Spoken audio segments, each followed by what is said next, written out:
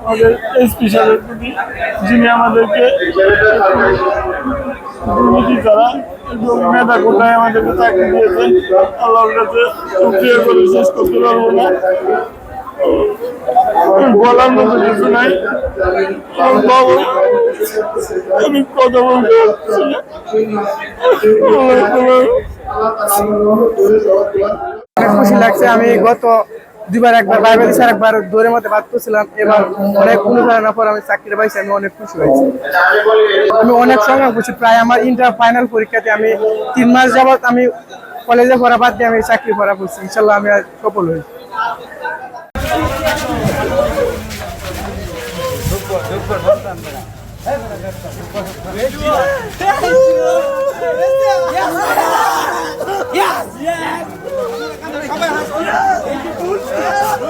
অবস্থিত বাংলাদেশের ম্যাপে সেটাও তারা বলতে পারে না, অনেকেই আছে।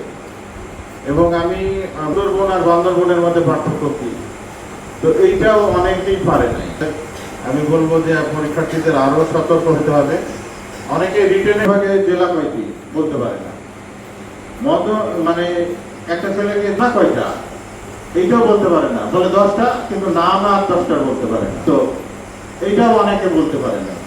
তো এইটা আমি আমাদের পরীক্ষার্থী যারা তোমরা পরীক্ষায় আজকে উত্তীর্ণ হবে তাদের জন্য অগ্রিম শুভেচ্ছা জানাচ্ছি। এবং যারা সম্পূর্ণ নিরপেক্ষ ভাবে যোগ্য যারা তাদেরকেই সিলেকশন করেছে আমরা, এবং যোগ্যতার ভিত্তিতে নিরপেক্ষতার ভিত্তিতে।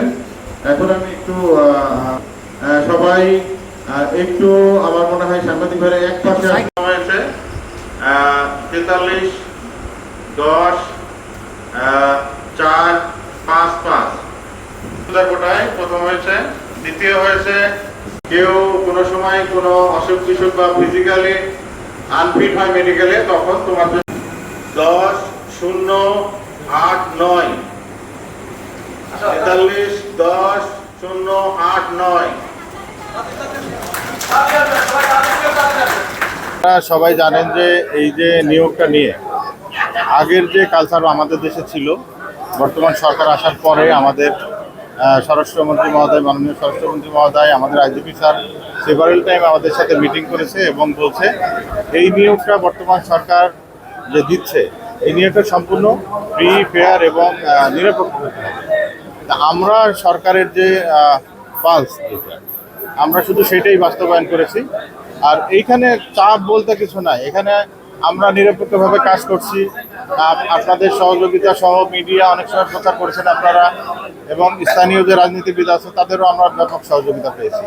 এখানে ওই রকম কোনো তদবির বা চাপ আমাদের উপর ছিল না। 120 টাকার চাকরি দিতে পেরে কেমন লাগছে? না, অবশ্যই আমার তো এটা একটা মানে চাকরি জীবনের একটা বড় পাওয়া যে আমি এই 42টা ছেলেকে সরকারি চাকরিতে মানে বিনে পয়সায়, সরকারি 120 টাকা তো এটা সরকারি খরচ, বিনে পয়সায় আমি আমার হাত দিয়ে চাকরিটা তারা পেলো, এটা আমার জন্য একটা অন্যতম একটা প্রাপ্তি।